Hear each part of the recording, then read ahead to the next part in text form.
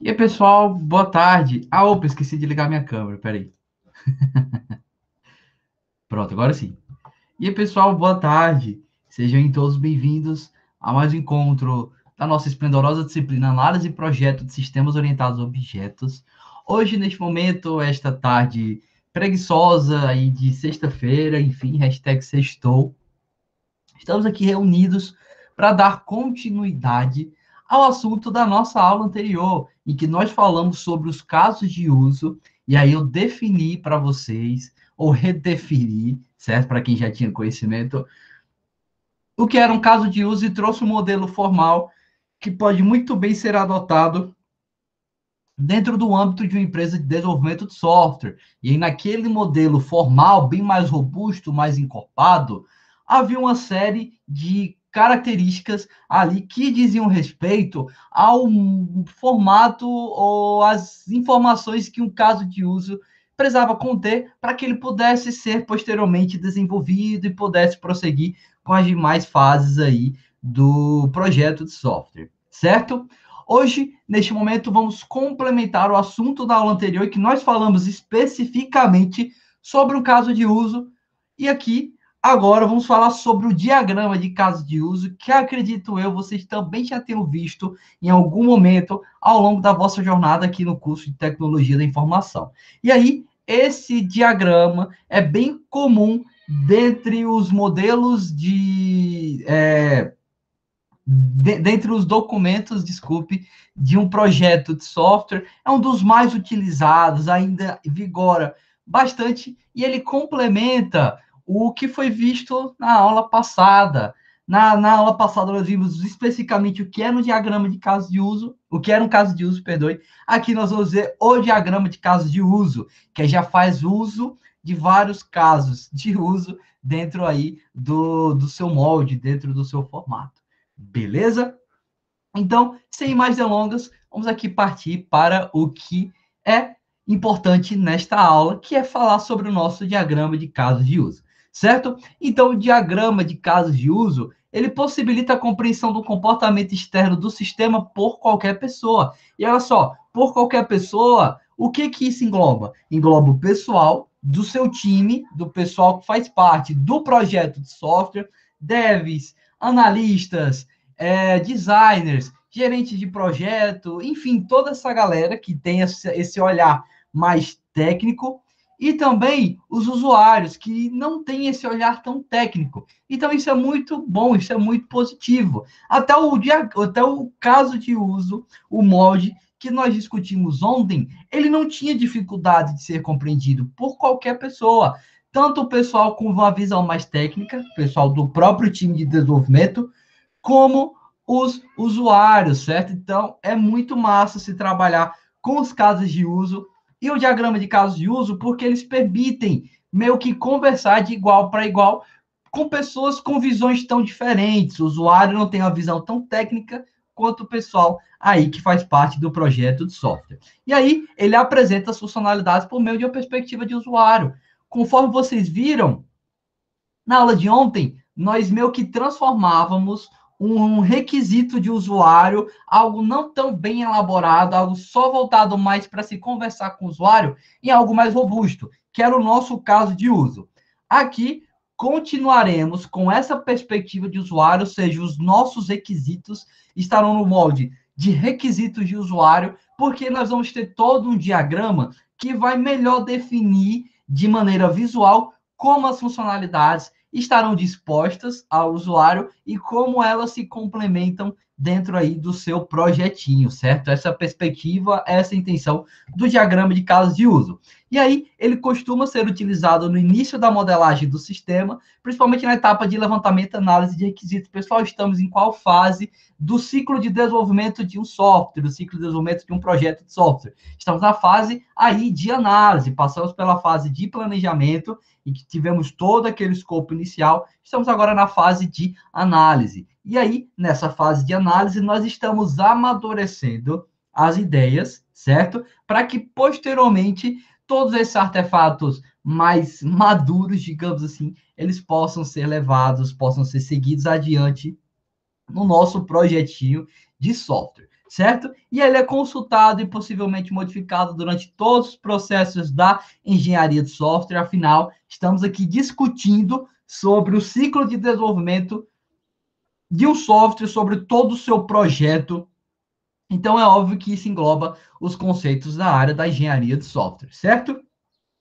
E também serve para a elaboração de outros diagramas, como eu bem já deixei evidente. Vocês já devem ter percebido, já estão cansados da minha pessoa ter que ressaltar isso, mas tudo que nós estamos vendo no momento vai ser utilizado nas outras fases. As outras fases se encarregam de pegar todo esse arcabouço aí, documentar esse arcabouço teórico e melhorá-lo para que na última fase, que é a nossa fase de implementação, os devs e toda a galera tenha a possibilidade aí de desenvolver tudo o que foi planejado. Esse é o princípio por trás dos artefatos que vocês verão aqui massivamente ao longo dessa disciplina. E aí, óbvio, a fase de implementação não diz respeito a essa disciplina. A gente só vai ver até a terceira fase, certo? Mas aqui a gente vai discutir bastante sobre todos esses artefatos, vocês vão colocar a mão na massa, enfim, certo? A gente tem muito pano aí para manga até lá para novembro, que é quando encerra a nossa disciplina. Beleza? E aí uma citação já para fomentar o estudo aí do diagrama de casos de uso, que o nosso velho e sábio engenheiro de software disse. Olha só, o diagrama de casos de uso tem por finalidade apresentar uma visão externa, geral, das funcionalidades que o sistema deverá oferecer aos usuários, sem se preocupar com a questão de como tais funcionalidades serão implementadas. Como eu disse, retornamos à perspectiva de usuário ou aos requisitos de usuário, porque aqui a gente vai negociar com os usuários, vai permitir essa visualização desses requisitos para que, quando pudermos nos aprofundar em um caso de uso específico, adotarmos o molde que foi discutido aí na aula passada, certo? Vocês viram que aquele molde, ele é todo robusto, tem diversas sessões, como tinha lá o nosso caminho feliz, que era o melhor caminho a ser seguido, nossos caminhos alternativos, exceções, entrada e saída de dados, enfim, tínhamos uma série de coisas ali que diziam respeito a um caso de uso específico. Aqui não, a gente já está levando em consideração todos os casos de uso dentro do nosso projeto para se criar, enfim, esse diagrama e ter uma visualização mais adequada, ou melhor, uma perspectiva aérea aí das funcionalidades que dizem respeito ao nosso projeto de software. Esse é o princípio aí por trás do diagrama de casos de uso. E aí, ainda sobre o diagrama de casos de uso, ele é de grande auxílio para a identificação e compreensão dos requisitos do sistema. Acaba sendo um artefato muito importante nessa fase inicial, em que você precisa ter um amadurecimento, digamos assim, adequado desses requisitos para que lá na frente as coisas, enfim, estejam bem alinhadas e nada falte e você não precise ter um retrabalho de voltar às etapas anteriores ou de nadar aí contra a correnteza, nadar contra a cascata, porque é algo que seria bem trabalhoso e dentro aí do mundo dos negócios vai ser bem custoso. O diagrama de casos de uso também ajuda a especificar, visualizar e documentar as características, funções e serviços do sistema desejados pelos usuários. Então, vejam só que artefato maravilhoso aí para que os usuários, os seus clientes, o pessoal que está solicitando esse projeto de software possa fazer uso. É algo muito vantajoso, algo bastante utilizado aí na vida real. Outro ponto positivo do diagrama de casos de uso é porque ele identifica também os usuários que irão interagir com o sistema, quais papéis irão assumir e quais funções podem requisitar. Lembram lá, quando falamos na nossa aula de ontem, que existia a figura de um ator, a pessoa que iria desempenhar esse caso de uso, e tanto poderia ser uma pessoa física, como algum outro software, ou algum outro hardware, enfim. Então, aqui também no nosso diagrama de casos de uso, nós vamos identificar esse pessoal, quem é que vai fazer uso dos nossos casos de uso, e aí entenderemos melhor como as coisas aí se figurarão dentro do que foi planejado para esse projeto de software. Beleza?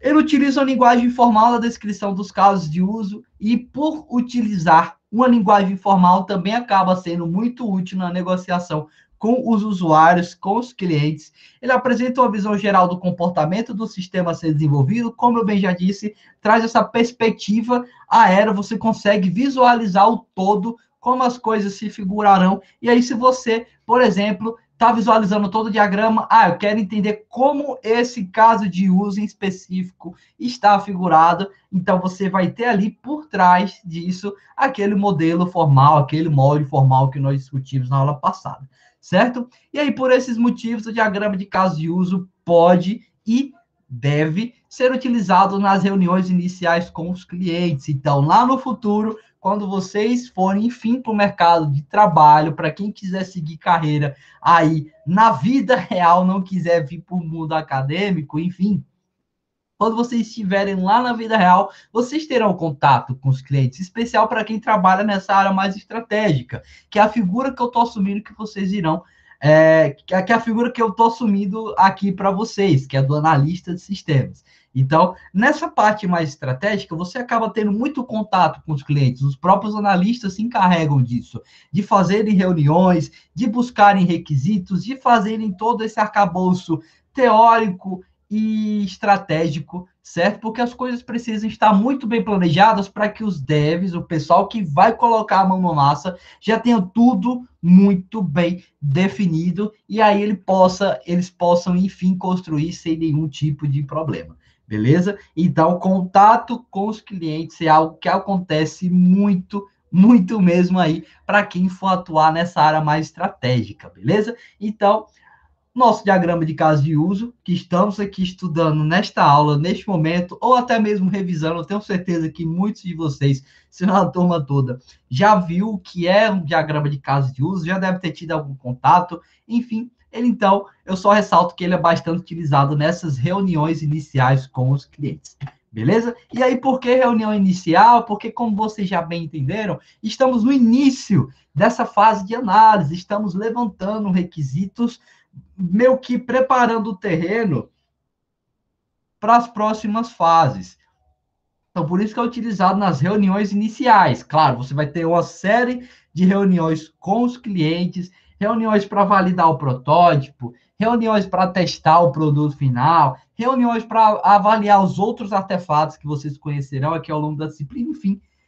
Só estou ressaltando que isso vai ser utilizado mais massivamente nessas reuniões iniciais com os clientes, certo? E aí, quais são as vantagens de se utilizar esses diagramas de casos de uso? Olha só, eles ilustram o comportamento do software, como vocês verão nos inúmeros exemplos que eu trago aqui nessa aula. Eles já trazem sua visão de como o software ele vai se comportar, facilita a compreensão, porque afinal está ilustrando o comportamento do software. E uma ilustração, na verdade, é aquele velho ditado, né? Uma imagem vale mais do que 1000 palavras. Na aula de ontem, trouxe aquele molde mais formal. Talvez vocês não tivessem compreendido tanto como o software ao todo se figurava. Aqui você já compreende, porque nós temos algo mais visual, uma imagem vale mais que 1000 palavras, então isso com certeza vai facilitar a compreensão. Certo? Outro ponto, auxilia na identificação de falhas na especificação. Por quê? Você está tendo essa visão aérea, essa perspectiva aérea,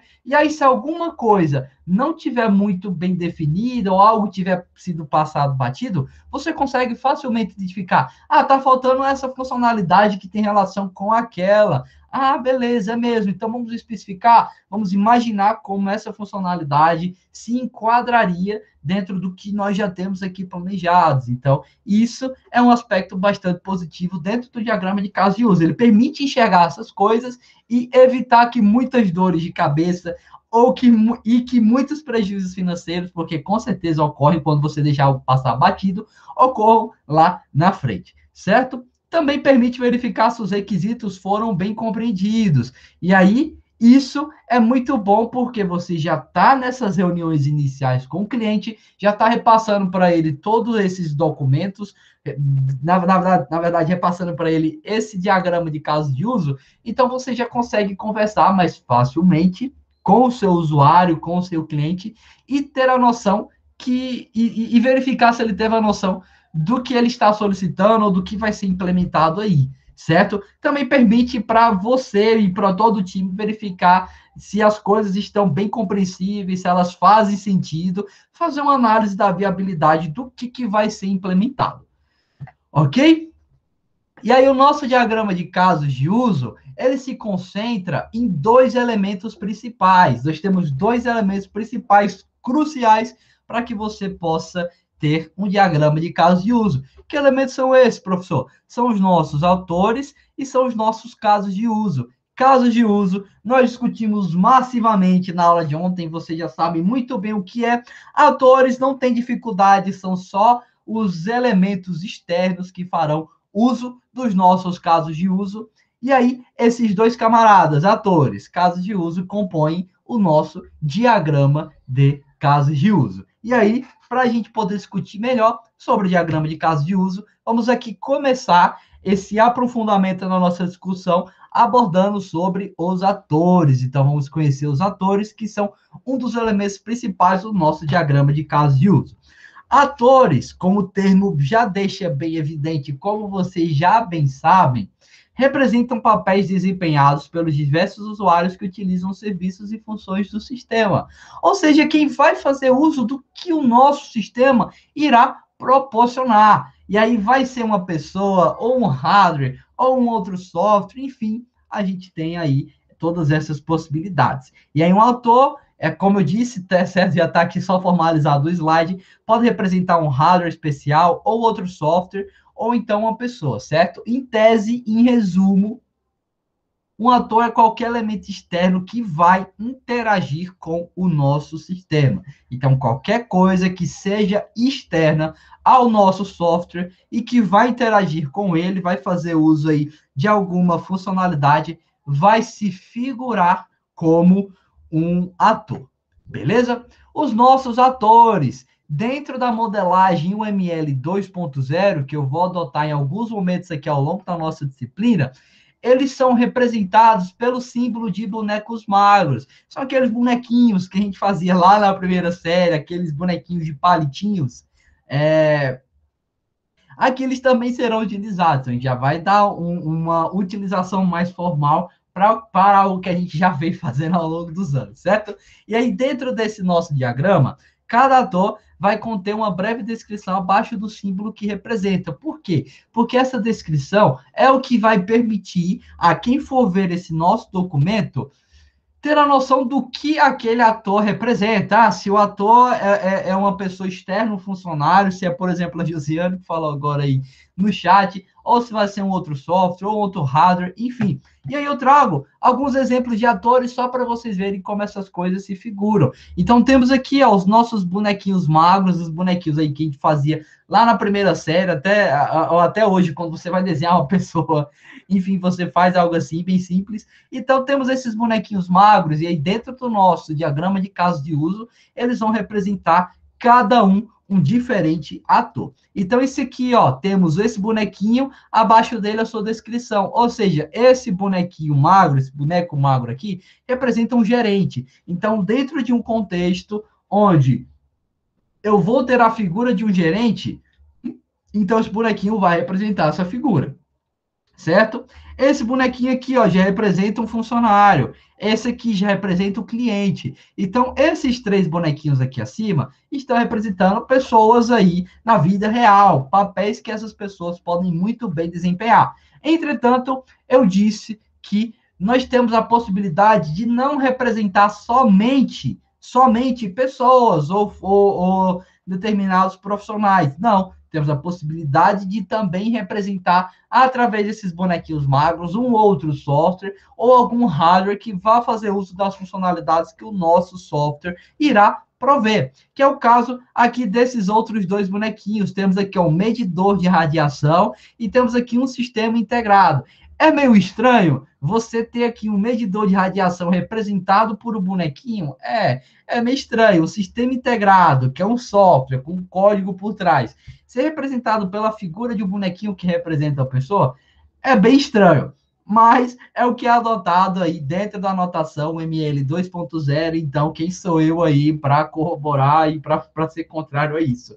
Eu só acho um pouquinho estranho, mas infelizmente é o que nós temos, certo? A gente não tem uma figura específica para representar um elemento físico, um hardware, ou para representar um elemento virtual, como um código, enfim. Então, a gente vai ter que fazer uso disso aqui dentro do contexto em que, se for necessário, representar um elemento de hardware, um elemento de software, certo? Então, utilize esses bonequinhos, por mais estranho aí que pareça. Beleza? Então, sobre os atores, é isso. Bem simples de se entender. Casos de uso, já discutimos ontem, mas vamos aqui só rever tudo isso para vocês verem como eles também se figuram aqui dentro do nosso diagrama de casos de uso. E aí, claro que eles vão ter aqui um novo formatinho. A gente não vai ter todo aquele molde formal que eu mostrei na aula de ontem, até porque se a gente tivesse isso dentro de um diagrama, meu Deus, seria assim enorme. Você teria que ter toda uma parede gigantesca para mostrar esse diagrama, e isso não seria tão viável. Aqui a gente adota um resumo visual mais adequado para os nossos casos de uso, certo? Então, os nossos casos de uso são utilizados para capturar os requisitos do sistema, como vocês bem viram ontem, naquele molde formal mais robusto, mais encorpado, e em resumo, vão se referir aos serviços, tarefas, funcionalidades que forem identificados como necessários ao software, que podem ser utilizados pelos atores, certo? Nossos casos de uso serão utilizados para expressar e documentar os comportamentos pretendidos pelo sistema. Nada mais, nada menos do que eu já disse para vocês, certo? A novidade vai vir aqui agora. Olha só, dentro de um diagrama de casos de uso, os nossos casos de uso, serão representados por elipses, contendo dentro de si um texto que descreva a que funcionalidade o caso de uso se refere. Então, naquele molde formal, a gente tinha todo o negócio bem escrito, bem documentado, bem elaborado. Aqui não. A gente vai ter uma elipse, e dentro dessa elipse vamos ter um pequeno textinho que tem que ser bem resumido, que dê a ideia por trás desse nosso caso de uso. Até para deixar as coisas mais melhor encaixadas, digamos assim, melhor alinhadas, vai ser o título do caso de uso que nós vimos ontem. Nós tínhamos aquele modo formal, naquele modo formal tinha o título. Lembra que eu disse para vocês, pessoal, adote um título conciso que transmita a ideia do que aquele caso de uso vai representar. Então, a gente vai pegar exatamente aquele título, vai utilizar aí dentro de uma elipse, e ali está simbolizando, dentro desse nosso diagrama, dentro dessa nossa ilustração, esse modelo formal que a gente já discutiu na nossa aula anterior. E aí não existe um limite de texto para que possa estar contido dentro da elipse, só que o ideal é que você adote uma descrição sucinta. Você pode muito bem ter um texto que mais se pareça com a descrição do caso de uso, só que isso acaba não sendo tão adequado, porque você vai se enquadrar nesse caso aqui. Olha só, estou com duas funcionalidades que representam exatamente a mesma coisa. Essa primeira é consultar livro, e aí veja que ela está contida dentro de uma elipse, então isso aqui simboliza um caso de uso, certo? Então isso aqui está bem conciso. Eu já consigo entender que essa é uma funcionalidade dentro do meu sistema, que é consultar um livro, certo? Massa, como as coisas funcionam por trás, se eu quero ter o entendimento disso, então eu já vou consultar o molde formal desse caso de uso para entender como as coisas se figurarão. Beleza? Como eu tinha dito, o ideal é que vocês sigam esse molde aqui, as coisas mais resumidas, as coisas mais sucintas, porque se vocês seguirem esse molde, olha só, consultar livro a partir dos dados de busca fornecidos pelo usuário. Veja que isso aqui já está um pouquinho mais extenso, e eu ainda resumi, porque eu poderia ter colocado uma série de outras informações.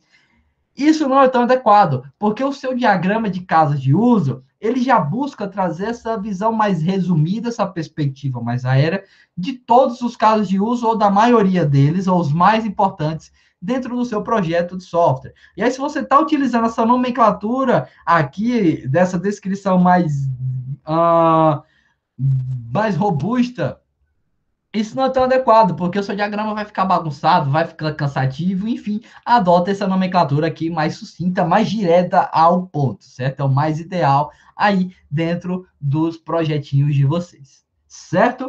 Beleza? Então, tendo falado sobre atores e tendo mostrado o molde agora dos casos de uso aqui dentro do diagrama de casos de uso, há uma série de outros elementos dentro desse nosso diagrama que proporcionam, na verdade, uma melhor compreensão desse nosso diagrama. E aí, um desses elementos é a própria fronteira do sistema. Então, vamos entender por que, que vai ser importante delimitar essa fronteira do sistema, e aí vocês terão um entendimento do que deve estar contido dentro da fronteira e do que deve estar externo ao nosso sistema, a essa sua fronteira, certo? Então, a fronteira do sistema vai identificar um classificador que contém um conjunto de casos de uso. Então, é bem óbvio que dentro da fronteira do nosso sistema, teremos as funcionalidades que o nosso sistema irá prover. As funcionalidades que o nosso sistema irá prover são representadas pelo quê? Casos de uso. Então, dentro dessa fronteira do diagrama de casos de uso, nós vamos ter o quê? Os nossos casos de uso, certo? E aí ela também permite, olha só, é muito massa isso, porque ela permite identificar um subsistema ou mesmo um sistema completo. Então, você tem toda a fronteira do sistema como um todo, e aí vocês bem já sabem que o sistema, ele às vezes em algumas vezes, perdão, é composto por outros subsistemas, algumas partes mais específicas, então você também pode fazer essa fronteira, certo? Você pode organizar alguns casos de uso dentro aí dessa fronteira mais geral, beleza? O importante é que você destaque o que está contido e o que não está. Então, o que está contido, obviamente, são as funcionalidades do sistema e os seus subsistemas, desse sistema aí como um todo. O que vai estar externo a essa fronteira são os atores, porque os atores não fazem parte do seu código, não fazem parte do seu projeto de software. São pessoas, são elementos externos, desculpe, são elementos externos que podem ser pessoas, hardware, outro software, que vão fazer uso do que o seu software irá prover. Então, eles são externos a essa fronteira.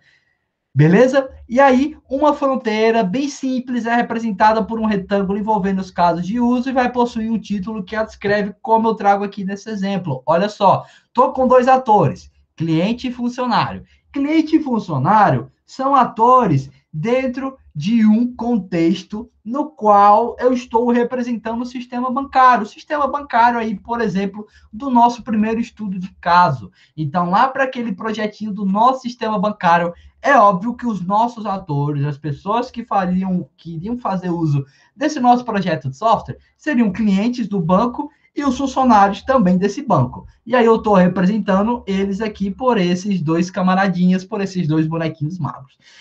Tenho aqui o meu sistema bancário, só que como identifica esse meu sistema bancário? Identifico ele aqui por esse retângulo. Olha só, esse meu retângulo está contendo todos os meus casos de uso. Então, esse meu sistema bancário, bem a grosso modo, porque ele não vai ser resumido somente a isso, vai ofertar as funcionalidades de abrir conta, realizar saque e realizar depósito. Então, são aí três funcionalidades bem ínfimas, bem pequenas, dentro desse gigantesco projeto que eu estou representando aqui neste momento.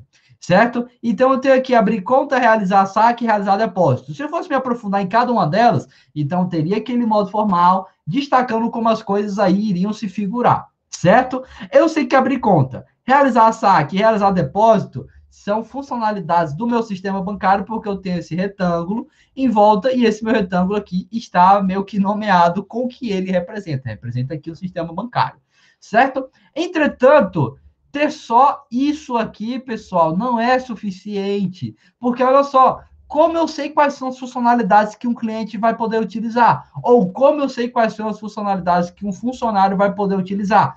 O diagrama de casos de uso, neste momento, neste molde, não tem essa capacidade. Porque aqui não está definido o que o cliente pode fazer. O cliente ele pode realizar todas essas funcionalidades, pode realizar só uma. O funcionário pode realizar todas elas ou só uma, enfim, as coisas não estão explícitas porque estão faltando outros elementos dentro do nosso sistema. E aí o próximo elemento que a gente vai discutir aqui agora são as associações.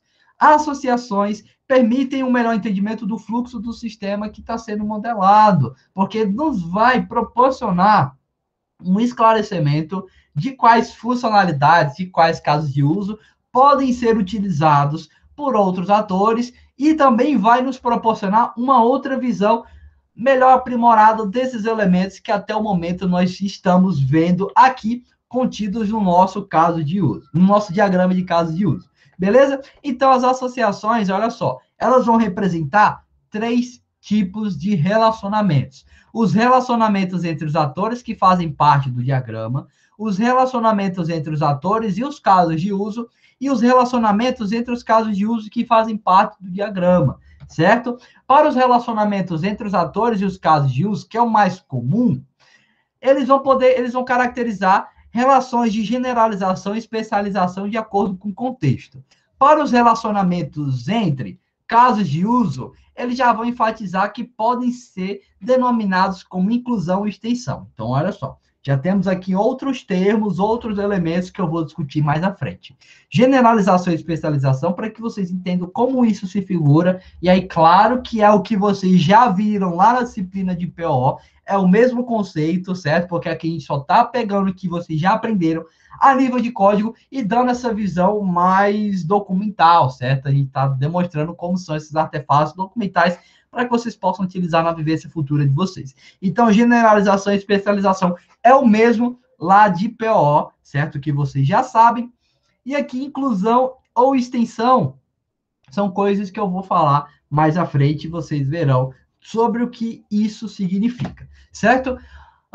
Uma associação entre o ator e um caso de uso demonstra o seguinte, que esse ator vai poder utilizar esse caso de uso, que era o que estava em falta lá no nosso exemplo anterior. Tínhamos o cliente e o funcionário, mas ainda não tínhamos a dimensão do que o cliente poderia fazer ou do que o funcionário poderia fazer. A gente não tinha nenhuma dimensão a respeito disso. Então, por meio de uma associação, o ator, que é quem vai meio que deflagrar, na verdade, que é meio quem vai se encarregar do evento deflagrador do nosso caso de uso, ele vai requisitar a execução de uma função, afinal, estamos representando funcionalidades do nosso software, essas funcionalidades nada mais são do que funções lá no nosso código, certo? Então, elas serão requisitadas aí pelo ator, o elemento externo, a pessoa, um hardware, um software que vai requisitar essa função. E aí, esse nosso ator também recebe o resultado produzido por ela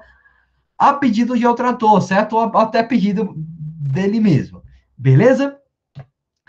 A associação entre o ator e o caso de uso vai ser representada por uma linha ligando o ator ao caso de uso. Não tem nenhuma dificuldade, é só uma linha que liga o ator ao caso de uso, e aí você sabe que aquele caso de uso vai poder ser utilizado por aquele ator, certo? Há casos nos quais a extremidade da linha contém setas indicando o fluxo das informações no sistema. Isso é importante porque ela nos permite ter a visualização das informações que são fornecidas pelo ator ao caso de uso ou das informações que são transmitidas pelo caso de uso ao ator. Então, a gente já tem uma dimensão, um direcionamento, na verdade, direção. A gente já tem a direção do fluxo aí das informações. Há um ator que está passando as informações para o caso de uso ou o caso de uso que está passando as informações para o ator. A gente sabe que são coisas que são refletidas dentro de um software. Se a gente pode ter uma funcionalidade, sei lá, que só mostra informações aí para o ator, mediante a execução de uma outra funcionalidade. Então, dentro desse contexto, a gente pode ter essa direção no nosso diagrama de casos de uso, certo? Mas são situações bem específicas. O mais comum é utilizar essa linha que liga o ator ao caso de uso sem ter nenhum direcionamento aí do fluxo das informações. As setas também servem para indicar quem inicia a comunicação, certo? Quando a gente tem esse fluxo aí já apontando para uma determinada direção. Beleza? E aí, olha só, trazendo outro contexto, para vocês verem como as coisas se figuram, olha só, eu agora tenho aqui um leitor, um atendente e uma bibliotecária.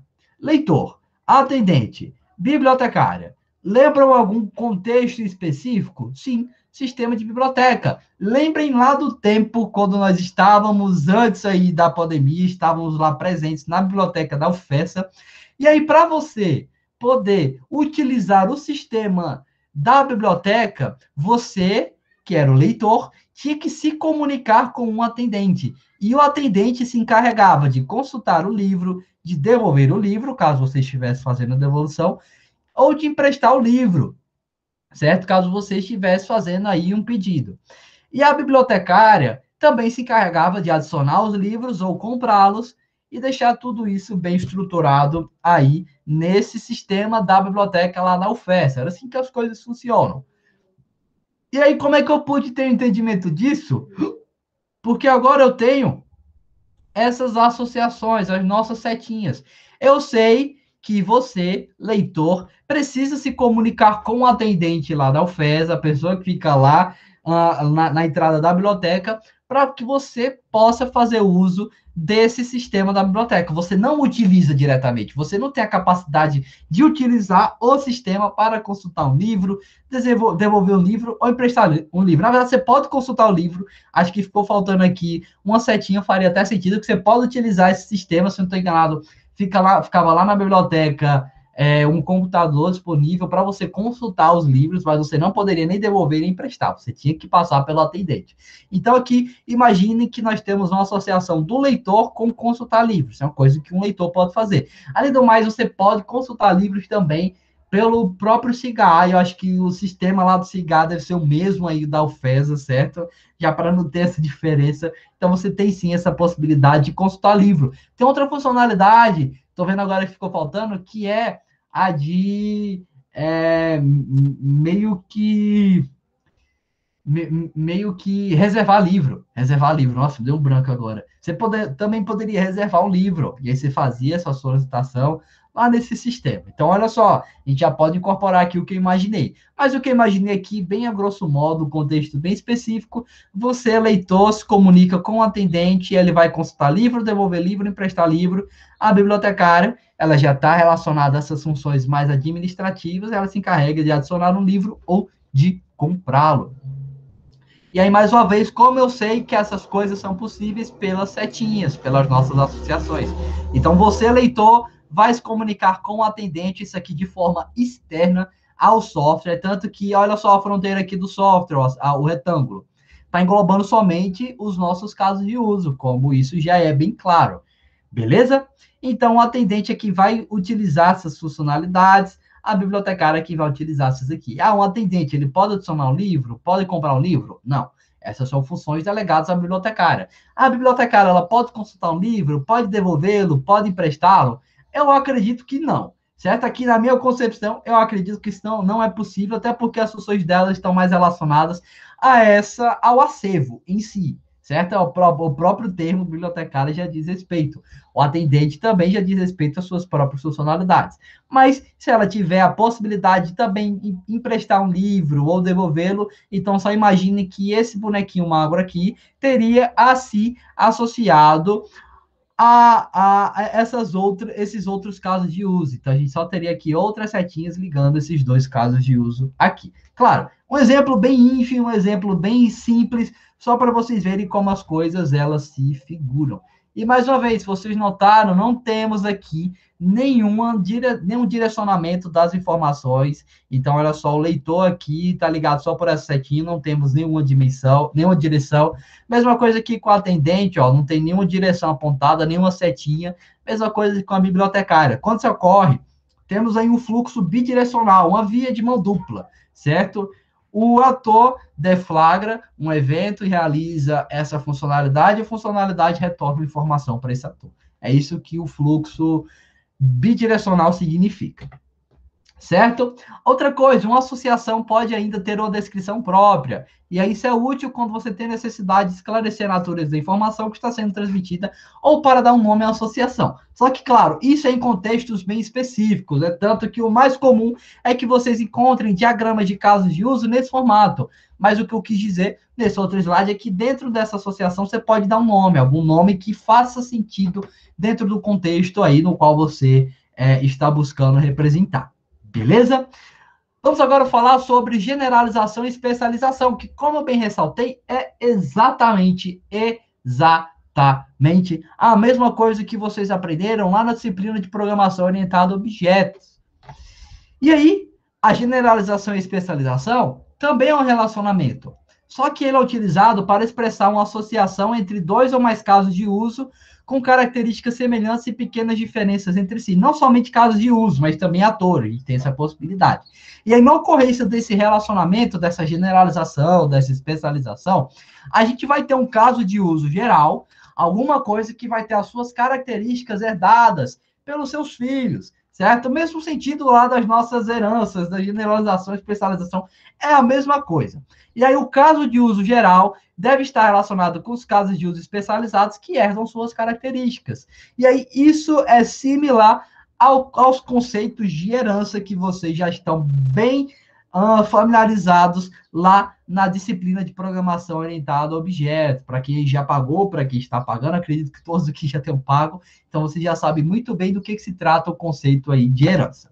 E aí, dentro aqui do nosso diagrama de casos de uso, a herança, ela é representada por uma linha com a seta que aponta para o caso de uso geral. Então, a gente vai ter o nosso caso de uso geral, ou os nossos atores, que eu falo mais lá na frente, e a gente vai ter uma setinha apontando aí para eles, no sentido de que o que estiver abaixo desse nosso caso de uso geral, ou melhor, do que estiver apontando para ele, serão os casos de uso, os elementos que terão suas características, que herdarão, na verdade, características desse caso de uso geral. Que é isso aqui o que se figura. Olha só, temos aqui a abertura de uma conta comum, a abertura de uma conta especial, a abertura de uma conta poupança. A própria abertura de uma conta já tem similaridades, já tem uma série de passos que devem ser executados. Solicita os documentos, verifica o histórico de compra, verifica se a pessoa está com o nome sujo, enfim, temos uma série de coisas que deverão ser feitas. E temos também diferentes tipos de conta. Temos a conta especial, temos uma conta poupança, temos uma conta salário, enfim, diferentes tipos de conta. Elas se assemelham por alguns certos passos que dizem respeito à abertura de uma conta comum, solicita documento, verifica histórico financeiro, solicita assinatura, enfim. Temos essas mesmas coisas que são feitas na abertura de uma conta especial, que são feitas na abertura de uma conta poupança, que são feitas aí na abertura de uma conta salário. Só que a abertura de uma conta salário, a abertura de uma conta poupança, a abertura de uma conta especial são diferentes. Por mais que elas tenham essas semelhanças, em algum momento elas terão algum passo em específico.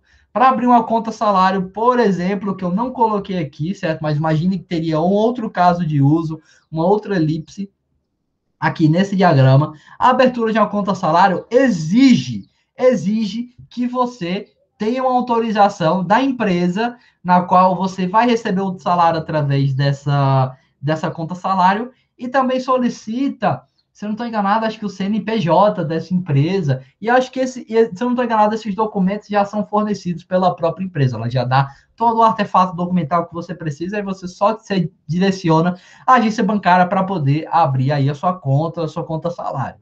Então, essa é uma exigência de uma conta salário, porque você vai utilizar aquela conta para receber um salário, e aí você precisa aí de uma autorização do empregador, precisa do CNPJ, alguns dados específicos dela, que dizem respeito só à abertura dessa conta salário. Para abertura de uma conta especial, ou para abertura de uma conta poupança, você precisa dessa autorização do empregador? Você precisa dos dados aí do CNPJ dessa empresa? Não precisa disso. Então, por esse motivo que nós temos aqui diferentes casos de uso que representam isso, e eles se assemelham pelo fato de herdarem as mesmas características, os mesmos passos aí da abertura de uma conta comum, certo? Esse é o princípio, bem similar ao que vocês viram lá em herança na programação orientada a objetos, que vocês tinham lá uma classe com uma série de funcionalidades não, com a série de... Nossa, meu Deus, esqueci o termo. Esqueci o termo, se alguém puder me lembrar. Se alguém Métodos, puder me atributos. mas eu tinha uma classe... Oi? Métodos ou atributos? Isso, perfeito, os nossos métodos, obrigado. Tínhamos lá a nossa classe com os nossos métodos e os nossos atributos, e essa classe mais geral, digamos assim, teria suas características, seus atributos, seus métodos herdados aí pelas outras classes. Então, imagina, teríamos uma classe destinada à abertura de uma conta comum, e aí teríamos todos os métodos relacionados a isso. Teríamos uma classe de abertura de uma conta poupança, outra classe de abertura de conta salário, e aí também teria herdado essas mesmas características da classe relacionada à abertura de uma conta comum, só que elas se diferenciariam porque teriam suas próprias características, por isso que elas são tão diferentes e herdam as mesmas características de uma conta comum. Então, isso aqui é o que a gente está buscando representar. Não estamos em nenhum momento colocando coisas relacionadas ao código, estamos somente representando essas coisas dessa maneira mais aérea, mais essa perspectiva mais aérea, para que os programadores, os devs, o pessoal que vai se encarregar de desenvolver isso já saiba o que tem que fazer. Então, por exemplo, aí eu pedisse para a Josi, que foi o último que falou no chat, Josi, se encarrega aqui de criar essa abertura de uma conta, certo? E ela já vai levar em consideração que vamos ter aqui a abertura de uma conta comum, abertura de uma conta especial, abertura de uma conta poupança. Então, ela já sabe que vai ter que aplicar os conceitos aí de herança lá de PO, porque é o que está sendo representado aqui e é o que foi definido por mim, analista de sistemas, na elaboração desse artefato documental. Beleza? A generalização e especialização, como eu bem disse, não se aplicava somente aos nossos casos de uso, a essas nossas classes, que terão aí os seus atributos, os seus métodos, não.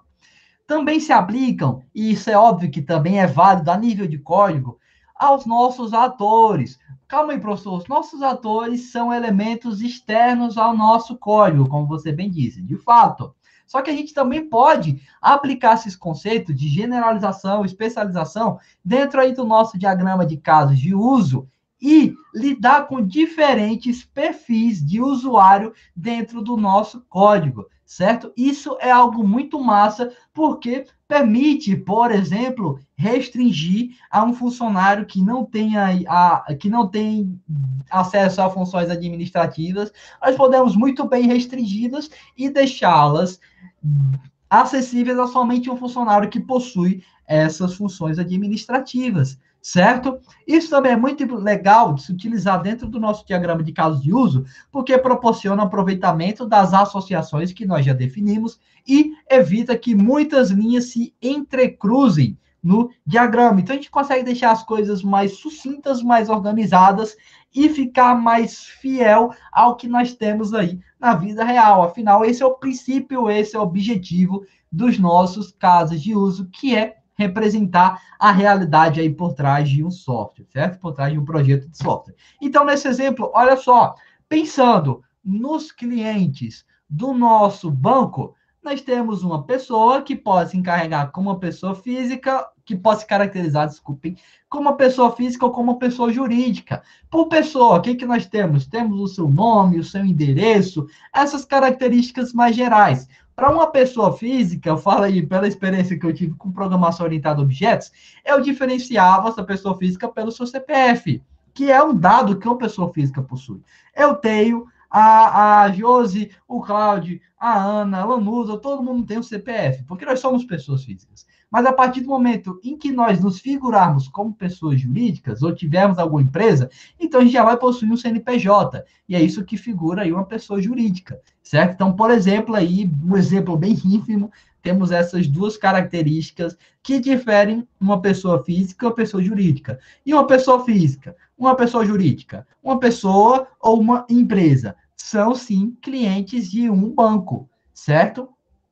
E eles também possuem algumas características entre si, que são nome, endereço, telefone, enfim, e aí tudo isso está definido aqui na classe de pessoa. E aí, como vocês bem já sabem, é o mesmo princípio de herança que nós discutimos agora há pouco, que vocês já sabem muito bem aí, dada a carga, dada a bagagem de conhecimentos que vocês tiveram na disciplina de programação orientada a objetos. Então, aqui a gente está representando a mesma coisa, só que agora estamos aplicando aí esses elementos externos ao nosso código, a essas pessoas, a quem vai fazer uso desse nosso software, certo? A gente só está representando aí diferentes perfis de pessoas, porque isso é muito importante, dado alguns contextos específicos, em especial, como eu dei o exemplo agora há pouco, de limitar o acesso a determinadas funcionalidades, certo? Que é o que eu estou trazendo aqui agora. Então, olha só, imaginando um sistema de informação com as seguintes funcionalidades: ler arquivo, gravar arquivo e excluir arquivo. O que é que nós temos? Temos que tudo isso aqui, de forma bem simples, representa esse nosso sistema de informação. Externamente a esse nosso sistema de informação, temos um usuário júnior Temos um usuário sênior e temos um administrador. Um usuário júnior, o que ele pode fazer? Ele somente pode ler um arquivo. Isso é a única coisa permitida para ele dentro desse contexto. Ele só pode fazer isso. Ah, ele pode gravar um arquivo? Não pode. Ele pode excluir um arquivo? Não pode. Ele somente pode fazer leitura, porque ele se enquadra como usuário júnior, certo?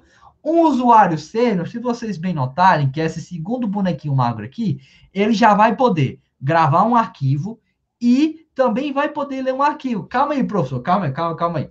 Você não disse que um ator, ele vai poder utilizar um caso de uso, dentro do diagrama de caso de uso, quando ele tem associado a si uma... Quando ele, na verdade, quando possui uma associação entre esse caso de uso e o ator? Sim, foi o que eu disse. Mas calma aí, como é que o usuário sênior vai poder realizar essa funcionalidade, vai poder executar esse caso de uso, se eu só tenho aqui uma associação dele com esse caso de uso aqui? Vamos poder fazer isso pelo conceito de herança. Olha só, um usuário sênior herda as características, os atributos e os métodos de um usuário júnior. E o usuário júnior tem a capacidade em um arquivo. Então, o usuário sênior é também um usuário júnior, certo? Então, se ele é um usuário júnior, ele pode executar isso aqui. Então, é nesse sentido, certo? Olha só, vamos aumentar aí a visualização disso. Um administrador, ele já vai poder excluir um arquivo, é a funcionalidade primordial dele. Pense lá, aí no código aí por trás desse administrador, só para representá-lo, representar essa figura dentro do nosso software.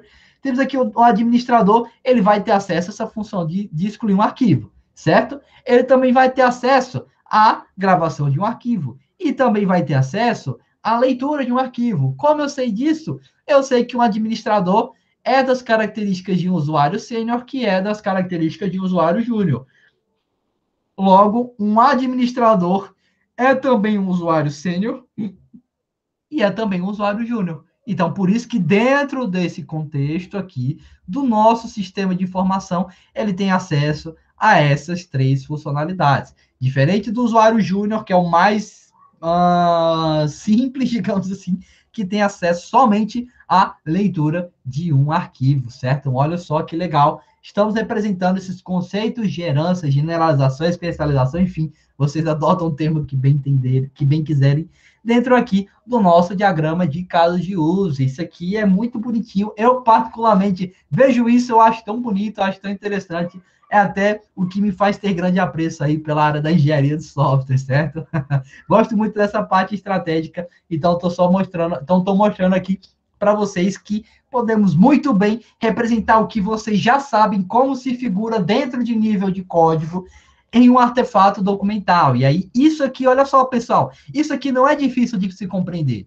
Não é difícil. Vocês facilmente compreendem isso porque vocês já sabem como as coisas funcionam por trás. Se eu pedisse para vocês desenvolverem isso aqui em nível de código, se fosse competência da disciplina, óbvio, fosse competência da disciplina, pessoal, criem essas classes, usuário júnior, usuário sênior, administrador, implementem esses métodos, ler arquivo, gravar arquivo, excluir arquivo, de acordo com cada nível aí desses usuários. Vocês já veriam isso aqui e conseguiriam facilmente fazer isso.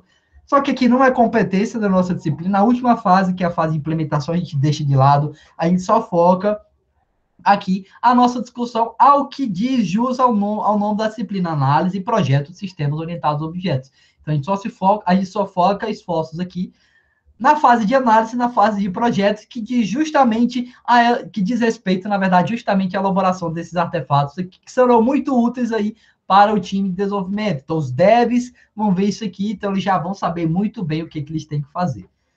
Certo? Ó, o Cláudio disse, eu ligava o administrador em tudo. Olha só, então se você, acredito que muitos de vocês utilizavam essa estrutura aqui, quando vocês não colocavam esses conceitos de herança. Então, como o Cláudio bem disse, ele iria pegar esse bonequinho do administrador e conectá-lo a essas três funcionalidades que ele tem acesso. A mesma coisa aqui, ó, com o usuário sênior, a essas duas funcionalidades. O usuário júnior somente essa funcionalidade. Beleza. Posso fazer isso, professor? Pode. Não tem. Não vou dizer que não tem nenhum. Não tem nenhum problema. Pronto, não tem nenhum problema. Quem vê isso aqui já vai saber quais funcionalidades esses determinados perfis aqui de usuários poderão muito bem executar. Entretanto, quando você trabalha com isso aqui, você está desprezando a forma em que as coisas serão feitas a nível de código. Por quê? O programador que for implementar isso, é óbvio, que ele vai implementar conceitos de herança, porque ele sabe que um administrador é o mesmo que o usuário sênior, que é o mesmo que o usuário júnior. Esses camaradas aqui têm particularidades, têm informações assim semelhantes entre si. Então, por exemplo, o usuário júnior já poderia ter todas as informações, sei lá, nome, usuário, senha, e aí ele teria essas características herdadas aí pelo usuário sênior e pelo usuário administrador. E aí a gente teria que alguma forma de definir, identificar o que é o usuário júnior, o que é o usuário administrador, sei lá, um código especial. Não sei como isso se figuraria, fica aí para a criatividade de vocês imaginar como isso seria feito. Só que se vocês fizerem aqui, como o Claudio disse que fazia, você está desprezando uma das coisas que nós temos de mais incrível no universo da programação, que é esse conceito de herança. E aí, quem for fazer isso, é óbvio que vai implementar o conceito de herança. Então, para deixar as coisas muito bem casadas, já comecem a imaginar os vossos artefatos documentais, os vossos diagramas de casos de uso, deixando explícito esses conceitos de herança. As coisas é particularidade minha. Eu acho muito mais bonito assim do que assim. E também não só por questão estética, mas também para representar, para ficar mais fiel a como as coisas serão feitas aí a nível de código. A gente sabe muito bem que vai ter esses conceitos de herança, porque ninguém é doido de deixar essas classes aí isoladas e ter essa repetição de código, repetição de atributos, repetição de métodos, enfim, isso não seria tão interessante. Beleza? Olha só, para vocês verem como as coisas seriam caóticas. Aqui para o usuário sênior e o usuário administrador, eles têm o mesmo método.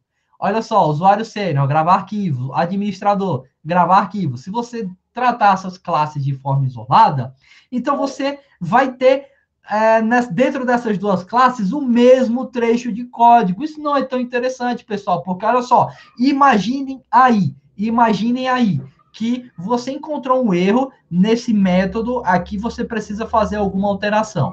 E aí você faz essa alteração somente na classe usuário sênior, e a classe usuário sênior agora sim está gravando os arquivos da forma correta. Entretanto, a classe administrador também tem esse método. Então, se você não refletir essa mudança na classe administrador, então o usuário sênior vai gravar os arquivos da forma correta, o administrador vai gravar os arquivos da forma errada. Então, vejam só que caos seria isso. Já fazendo aqui dessa forma, implementando, deixando explicitamente que isso vai ser uma herança, então você já faz a modificação aqui nesse método gravar arquivo, que está contido nessa classe usuário sênior, como a classe administrador, perdoe, é das características aqui de usuário sênior, então qualquer mudança que essa classe aqui, porventura, venha ter, vai ser refletida aqui também nessa, porque ela está dando essas características. Então, é muito mais importante, não mais importante não, muito mais relevante você já pensar de cara nesses conceitos de herança, para que o programador ele não venha a cometer esse equívoco que está sendo representado aqui nesse diagrama de caso de uso. Certo? Cláudio disse aí, claro que sou doido. Que é isso, Cláudio? Beleza? Então, prosseguindo aqui com a nossa discussão, vamos nos aprofundar ainda mais nesse nosso diagrama de casos de uso, falando agora sobre a inclusão. Então, a inclusão, ela é muito utilizada quando você tem um cenário, situação, rotina comum a mais de um caso de uso. Ou seja, vai ter lá um caso de uso que vai ser incluído por outros casos de uso, por exemplo. Então, você já vai utilizar esses conceitos de inclusão, certo? A inclusão, ela já vai indicar obrigatoriedade, ou seja, executei esse caso de uso, obrigatoriamente executo o próximo. Por isso, inclusão é algo que está incluído. Executei esse, vou executar também esse, certo? E ele pode ser comparado aí a nível de código com uma chamada de uma subrotina ou função. Então, você vai ter lá o seu método dentro da sua classe, um determinado método que vai representar aí um caso de uso dentro do nosso diagrama. E aí, quando você executa aquele caso de uso, você faz chamada a uma outra subrotina ou algum outro método. Então, você aí está deixando evidente o conceito de inclusão, certo? Executei esse método, executei esse caso de uso, Se dentro do código dele eu for fazer chamada, for fazer referência a algum outro método, alguma outra função, então eu tenho aí, a nível do diagrama de casos de uso, uma inclusão explícita, certo? E a nossa inclusão, ela vai ser representada por uma linha tracejada contendo uma seta em uma das extremidades. E aí a seta, ela já vai apontar para o caso de uso incluído no caso de uso posicionado na outra linha da extremidade. Ou seja, executei esse, então eu já aponto para o próximo que tem que ser executado em seguida. E aí você vai ter que fazer uso de um estereótipo que contém um texto, include entre os dois sinais de menor e o sinal de maior. Nesse formato aqui, ó, include. Beleza? Você faz esse uso desse estereótipo, é algo obrigatório dentro da notação ML 2.0 para representar esse conceito de inclusão. Então, olha só, agora imaginando uma loja virtual, certo? Pegando aí a Magazine Luiza, por exemplo. Lá na Magazine Luiza, você tem a possibilidade de realizar um login, tem a possibilidade de adicionar os produtos ao carrinho, tem a possibilidade de visualizar o seu carrinho e tem a possibilidade de concluir o seu pedido, certo? Você é o cliente, então você está aqui externo a esse e-commerce. Então, você tem aqui essas funcionalidades que podem ser executadas por você. Então, você foi lá, fez o seu login, adicionou produtos ao carrinho. Ah, beleza, vou concluir o meu pedido. O Cláudio foi lá, ele colocou um monte de mangá no carrinho dele. Não sei se o Cláudio gosta de mangá ou de gibi, enfim. Então, o Cláudio foi lá, colocou um monte de mangá e de gibi no carrinho dele. Então, quando ele clicou em concluir compra, como as coisas se figuraram a nível de código? Vamos imaginar a nível de código. Clicou em concluir compra, chamou esse método, executou esse método aí está contido lá dentro de uma classe, e aí dentro dessa classe ela já vai fazer chamada a um outro método, a uma outra rotina, que é a de visualizar o carrinho, porque você não pode somente concluir a compra sem mostrar aí para o Cláudio, sem mostrar para o cliente quais são os itens que ele adicionou no seu carrinho. É importante que ele tenha a visualização. E aí, pegando isso, como as coisas estão figuradas a nível de código, e transformando elas, ilustrando elas, na verdade, em um diagrama de casos de uso, então vocês teriam isso aqui. Então, o cliente concluiu um pedido, aí na conclusão de um pedido, olha só, temos aqui, ó, a nossa linha tracejada representando essa nossa inclusão, então ela já aponta para o que vai ser obrigatoriamente executado. Então, cliquei em concluir pedido, eu vou incluir também a execução desse caso de uso. Então, estou deixando assim as coisas muito bem amarradinhas e refletindo a realidade do que nós temos. Concluir o pedido, concluir o pedido, então também vou visualizar o meu carrinho e ter a noção do que eu estou comprando. Isso é algo que acontece, não sou eu que estou inventando. Se vocês forem lá na Magazine Luiza agora, por exemplo, vocês verão que é assim que as coisas funcionam. Clicou, concluir pedido, ele já visualiza, mostra o seu carrinho para que você possa visualizar e, enfim, prosseguir aí com as próximas etapas. Claro que isso aqui está bem, a grosso modo, está bem ínfimo, não está representando a totalidade desse sistema, porque se eu fosse representar a Maria, eu precisaria de uma parede inteira só para fazer esse diagrama de casos de uso, certo? Aqui eu só peguei as funcionalidades principais para que vocês pudessem aí ter uma breve noção de como essas coisas se figuram. E aí, voltando ao assunto lá da nossa aula de ontem, então, olha só, dentro aqui desse molde formal, desse caso de uso, concluir pedido, eu vou ter lá uma referência a esse outro caso de uso. Ou aqui, pensando melhor, a minha condição posterior a esse caso de uso vai ser a execução desse outro caso de uso aqui. Finalizei esse, então eu obrigatoriamente tenho que executar esse, certo? Imaginando aí como as coisas se figuraram dentro do que a gente viu na nossa aula de ontem, certo? Beleza, Ana, beleza. Não tem nenhum problema. Se você quiser assistir depois lá no YouTube, assim que acabar, eu vou postar, certo? Então, valeu, obrigado por ter vindo. Vamos lá. Outro exemplo aqui de inclusão, para vocês verem como as coisas se figuram. Voltando aí para o nosso sistema bancário. Então, estamos agora aqui só imaginando o cliente. O cliente, ele pode muito bem realizar um saque, como pode realizar um depósito, certo? Você pode ir lá no banco, realizar um depósito, fazer um depósito de algum valor para sua conta, ou você pode retirar o valor que está contido na sua conta. Você pode fazer esse saque. duas funcionalidades básicas aí que são oferecidas para você, certo? E aí, quando você realiza um saque ou quando você realiza o depósito, o que ocorre por trás? Vai ocorrer o registro de movimento. Então, você realizou um saque, realizou um depósito, isso tem que ficar registrado lá no nosso log, tem que ter um nosso histórico aí de movimentações financeiras para que fique nítido que foi feita aí um saque ou um depósito. Se vocês forem agora aí realizar alguma dessas operações, então vocês verão que está lá o seu histórico financeiro. Ou se vocês forem no aplicativo de banco, consultar o seu histórico financeiro, vai estar lá tudo o que você fez. Quando você fez um depósito, quando você fez um saque, quando você fez uma transferência, enfim, tudo isso vai estar lá disposto. E aí, se vocês notarem, olha só, realizar saque e realizar depósito, está apontando aqui para registrar movimento através de uma inclusão. Olha só, estou aqui, ó, com o meu estereótipo include e a minha setinha está apontando para esse camarada. Ou seja, quando eu realizar um depósito, obrigatoriamente eu tenho que registrar o movimento. Pensando a nível de código, vai ter lá o método de realizar um saque.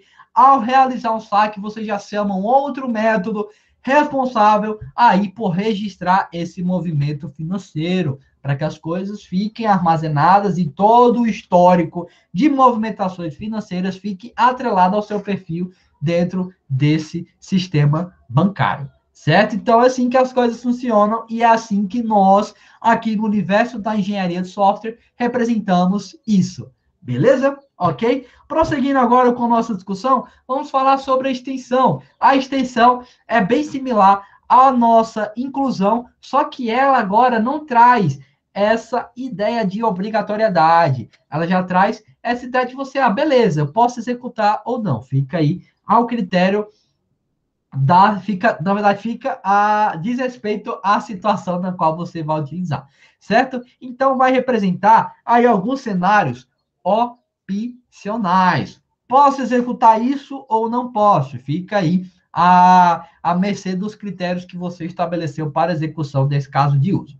Então, os casos de uso estendidos descrevem cenários que apenas ocorrerão em situações específicas se uma determinada condição for satisfeita. Aconteceu alguma coisa? Beleza, vou executar esse caso de uso. Não aconteceu? Beleza, não executo. É assim que as coisas ocorrem. E eles indicam a necessidade de um teste para determinar se é necessário executar também o caso de uso estendido ou não. Então, claro que a nível de código você vai ter lá um if para verificar se é necessário fazer a chamada de uma outra função, de um outro método ou não, certo? Pensando a nível de código, dentro do que vocês já sabem, é assim que as coisas irão se figurar. Então, essas associações de extensão representam eventos que não ocorrem sempre, porque você vai ter um if para verificar uma determinada condição. Se essa condição for falsa, é claro que você não vai executar esse caso de uso estendido.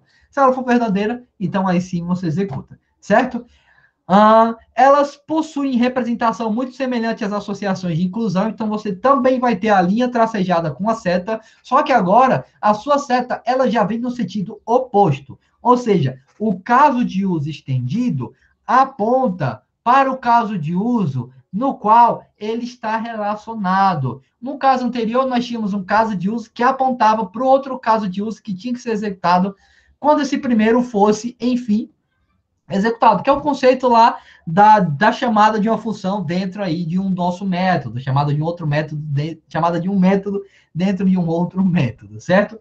Aqui, como a gente já tem esse nosso if para verificar a satisfação de uma determinada condição, então aí a gente já tem que balancear isso e não obrigar a execução, certo? Deixar isso de forma opcional e relacionado à satisfação ou não dessa condição, certo? E aí o estereótipo, nesse caso, vai ser o extend. No anterior utilizávamos o include, aqui a gente agora utiliza o extend, certo? E aí, trazendo exemplo, olha só, quando eu vou lá no Facebook realizar um login, olha só como as coisas se figuram. Então, tá aqui o meu perfil, mas digamos que eu vou entrar com outra conta, vou entrar com a conta aí da Ana. A Ana saiu, mas tudo bem, vou utilizar ela aqui como exemplo. Então, vou entrar aqui com a conta da Ana, certo? Ou então, melhor, a Ana vai fazer o login aqui no Facebook. Melhor, seria estranho fazer o login na conta dela.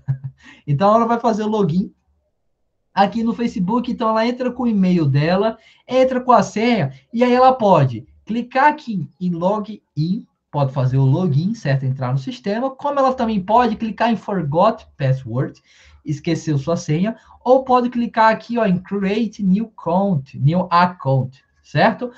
Ou seja, ela pode muito bem indicar que esqueceu sua senha, ou pode muito bem criar uma outra conta. Ah, sei lá, quero criar um outro perfil para a irmã dela, que ela disse que foi buscar aí na escola. Então, ela clicaria aqui nessa opção. Visualizando isso a nível de um diagrama de classes, o que que nós temos? Temos isso aqui. A Ana, que é o nosso usuário, ela vai realizar a operação de realizar um login, certo? Essa tela toda representa essa operação. E aí, ao realizar um login, ela pode, se quiser, criar uma nova conta, ou pode aqui clicar em esquecer a sua senha. Ela pode muito bem fazer isso. E isso são coisas opcionais, certo? Dentro aí desse diagrama, dentro desse caso de uso, de realizar o login, ou dentro aí desse método, pode ter lá chamada para um outro método, criar nova conta, esqueci minha senha, ou outra funcionalidade relacionada, que isso vai estar relacionado aí à satisfação de uma determinada condição. Então, aqui representando bem a grosso modo também, claro que o Facebook não se limita só a isso, temos essa possibilidade. Então, ao realizar o login, ela pode criar nova conta, pode clicar esqueci sua senha, enfim, pode muito bem fazer essas outras coisas. Voltando para o nosso sistema bancário, que é o que faz mais sentido discutir aqui, até porque a gente teve um artigo discutindo sobre um projeto de um sistema bancário. Então, olha só, no nosso sistema bancário, como vocês bem já viram, temos um cliente e um funcionário, certo? São os nossos atores. Imaginando que o cliente e o funcionário têm acesso a esse caso de uso, encerrar a conta, o que nós podemos dizer? Ao se encerrar a conta, a pessoa, o dono dessa conta, na verdade, tem a possibilidade de realizar um saque, caso ele tenha dinheiro nessa conta, e tem a possibilidade de realizar um depósito, caso ele tenha alguma pendência financeira. E aí, isso aqui, se vocês notarem, são casos de uso estendidos. Por quê? Realizar saque, a pessoa só vai fazer se ela tiver algum dinheiro em conta no momento em que ela for encerrar a sua conta. Ela precisa fazer o saque desse dinheiro. Não pode finalizar a sua conta com algum dinheiro lá contido na sua conta, certo? E ela vai ter que realizar o depósito quando ela for encerrar a sua conta, no sentido de que se ela tiver alguma pendência financeira, tu devendo para o banco aí R$ 100. Então, ela vai ter que fazer um depósito desses R$ 100 para que a sua dívida seja quitada e ela, enfim, possa encerrar a sua conta. E isso pode ser feito tanto pelo cliente, o próprio cliente pode clicar em encerrar a sua conta, como o funcionário que está atendendo a um cliente específico. Então, alguém vai lá no banco, aí o Cláudio foi lá no banco e quis encerrar a conta dele, então ele foi atendido por um funcionário, o funcionário por trás vai clicar aqui em encerrar a conta, e aí o próprio programa, o próprio código por trás já vai fazer essa verificação. Imaginando aqui, if o saldo financeiro é positivo, certo? Dá lá, nossa variável, saldo financeiro é maior do que zero. Então, vai ter que realizar o saque para deixar esse saldo zerado. Ou, if saldo financeiro é negativo, indicando que a pessoa tem alguma pendência aí financeira, então o Cláudio vai ter que fazer um depósito se ele quiser encerrar de vez a sua conta. Beleza? E aí, como vocês bem viram, isso que eu falei não está definido aqui no nosso diagrama de casos de uso. Pode ser alguma coisa que está descrita no próprio caso de uso, fazendo uso daquele modo formal da nossa aula passada. Pode muito bem fazer uso disso. Entretanto, se vocês notaram aqui, não está explícito. Então, a gente vai agora eu vou agora, na verdade, mostrar outros elementos para vocês que vão fazer alusão a isso que eu acabei de falar, que são as nossas restrições e associações nessa nossa relação de extensão. Então, as nossas restrições, elas vão ser compostas por um texto entre chaves. Então, se na execução de uma determinada operação temos ali alguma restrição, então a gente vai poder representar essa restrição através de um texto entre chaves. Vocês verão no exemplo mais à frente como isso se figura. E elas são utilizadas para definir validações, consistências, condições que devem ser aplicadas a um determinado componente ou situação. E aí, no caso de extensões, nem sempre fica claro qual a condição que um caso de uso estendido, qual a condição para que um caso de uso seja, o caso de uso estendido seja executado. E aí, por isso que nós temos esse elemento dentro do nosso diagrama de caso de uso, porque, como eu mostrei no exemplo anterior, eu tive que explicar para vocês. Se eu só mostrar isso aqui e perguntasse, Cláudio, me explique, por que realizar saque e realizar depósito estão conectados, estão atrelados a esse caso de uso encerrar a conta com operação de extensão? Cláudio ficaria um pouco em dúvida, porque ele poderia não ter o conhecimento das regras de negócio por trás disso. E até porque isso não está explícito, certo? E aí, imaginando, sei lá, eu peço para o Cláudio implementar isso, certo? E aí eu só mostro esse diagrama, o Cláudio vai implementar, ele não vai saber muito bem qual é a condição, quais são as condições que ativam a realização de um saque ou a realização de depósito. E aí eu posso muito bem fazer isso, deixar isso mais evidente através de uma restrição. Então, olha só, agora já colocando essa nossa restrição, eu já coloco aqui esse elemento que dentro aí do nosso asta UML vai ser representado aqui por essa notinha, certo? Essa notinha autoadesiva. Então, olha só, já estou colocando aqui uma restrição. Eu só vou realizar saque se o saldo for positivo. Só vou realizar depósito se o saldo for negativo. Então, se o Cláudio ver isso aqui, ele já vai saber que para realizar o saque, ele vai ter que ter um if para verificar se o saldo é positivo. Para realizar o depósito, ele já vai ter um if para verificar se o saldo é negativo.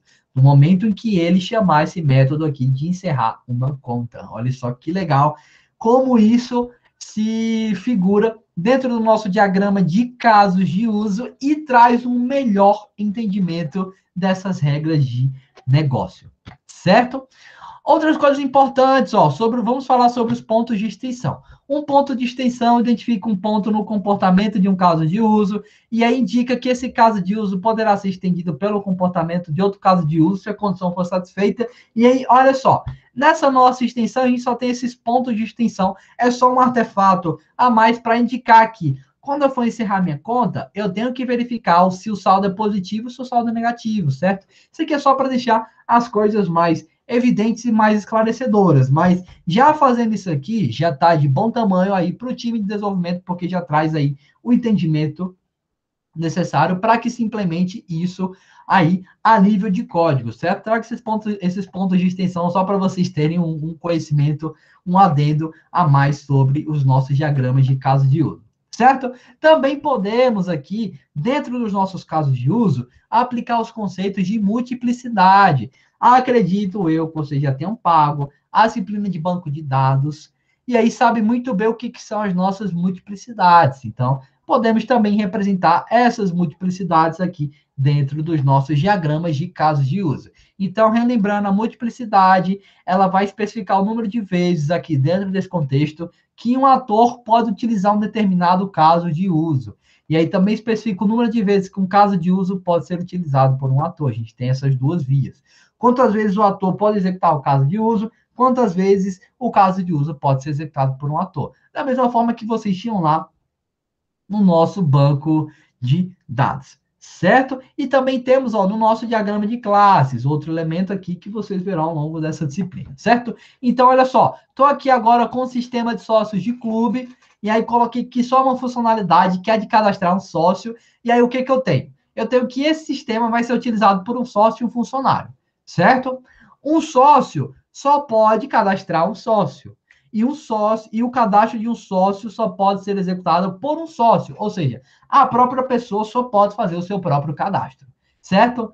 Já o funcionário, a pessoa que vai utilizar esse sistema, ela já vai poder cadastrar um ou muitos sócios, ou essa funcionalidade aqui de cadastrar sócios pode ser utilizado por um ou muitos funcionários, certo? Então, é por isso que nós temos aqui essas multiplicidades que vocês muito bem já conhecem, e aí eu estou só ressaltando que aqui dentro do nosso contexto de diagramas de casos de uso, também podem ser muito úteis. Então, se dentro de algum contexto, algum projeto ou algo que vocês querem representar, seja necessário mostrar aí essas multiplicidades, então vocês podem muito bem fazer uso delas, certo? Por fim, sobre os nossos estereótipos, então vocês também têm essa possibilidade de criar os vossos estereótipos. Nós vimos dois, Include e o Extend, que representam aquelas associações de inclusão, que é quando é obrigatório, e de extensão de quando é opcional. Mas você pode muito bem criar também os seus estereótipos, certo? E esses estereótipos possibilitam um certo grau de extensibilidade aos componentes ou associações aí da UML, dentro desse contexto que nós estamos trabalhando, vão permitir identificar componentes ou associações que tenham alguma característica que os diferencie e lhe dê um certo destaque dentro do nosso diagrama e também pode atribuir funções extras ou diferentes ao componente, dando-lhe uma certa originalidade. O que eu quero dizer? Olha só, aqui no nosso exemplo, ó, voltando lá para o nosso sistema bancário, então está aqui o Cláudio, que é um cliente, ele tem a possibilidade de utilizar essas funcionalidades, ó, abrir conta, realizar saque, realizar depósito. E aí, se eu quero deixar claro que isso aqui é um processo, então posso muito bem colocar um estereótipo nesse próprio caso de uso. Mas eu já ressalto que isso é um contexto muito específico. Mas caso vocês queiram fazer uso, fica aí essa possibilidade. E o próprio AstaUML, que é o programa que a gente utiliza para fazer esses diagramas, que acredito eu também vocês já tenham utilizado, é algo que os professores lá da engenharia, da disciplina de engenharia de software pedem. Então, acredito eu que vocês já têm familiaridade com esse software. Então, eu só ressalto que vocês podem muito bem, dentro aí de um caso de uso, especificar o seu próprio estereótipo. Mas isso é algo muito específico, trago só a título de conhecimento, de curiosidade, certo? E aí, pessoal, é isso o que eu tinha preparado aqui para essa nossa aula, para que a gente pudesse, enfim, finalizar essa nossa discussão aí com chave de ouro. A discussão aqui da nossa semana. Então, falamos ontem sobre o caso de uso, trouxe aquele modo formal, falamos agora sobre o diagrama de casos de uso. Então, ontem falamos sobre o caso de uso, hoje já fizemos a discussão sobre o diagrama de casos de uso, que faz uso do que a gente discutiu ontem, certo? E aí, nesta nossa aula, discutimos o que é o diagrama de casos de uso e vimos alguns conceitos que são relevantes para a elaboração desse artefato, que é muito utilizado aí dentro de um projeto de um software orientado a objetos, certo? Tanto que até que esse próprio artefato já faz uso dos conceitos aí da programação orientada a objetos, como é o caso aí da herança, certo? Então, vimos atores, casos de uso, associação, inclusão, extensão, estereótipo e outras coisas que acredito eu tenham sido bem enriquecedoras aí para a bagagem de conhecimento de vocês. Beleza? Então tá aqui as referências que eu utilizei, o livro que eu utilizo sempre na disciplina lá de projetos de sistemas e a UML 2, uma abordagem prática, que é outro livro maravilhoso e que também vai se fazer muito presente aqui nos nossos próximos encontros, certo?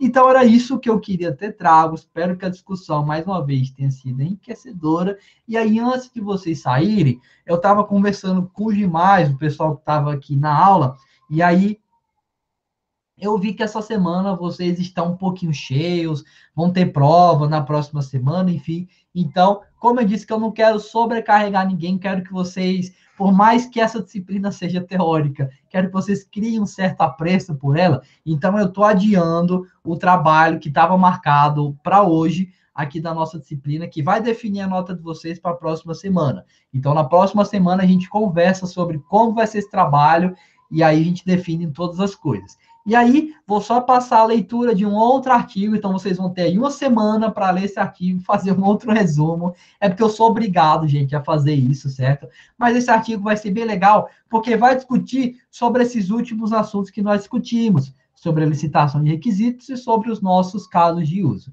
Beleza? Aí, então, Josi, vai ficar para a próxima semana, certo? Na próxima quinta, eu passo esse trabalho que vai ser bem similar aos milestones que eu passo nas minhas outras disciplinas. Então, na próxima semana, eu defino para vocês como vai ser. Então, para essa semana, eu só faço a leitura do artigo e o resumo que eu vou subir lá no Cigar. E aí, próxima semana, a gente discute sobre como vai ser esse trabalho.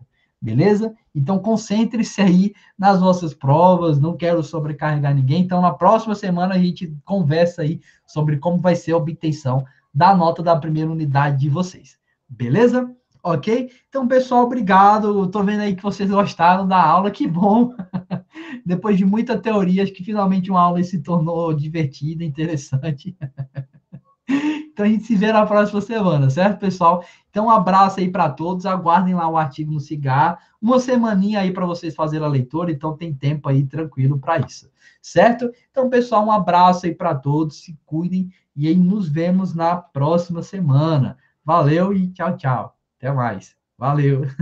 Valeu aí, Lanusa, Paulo, Cláudio, Ziane, Ana. Até mais, pessoal. Tchau, tchau.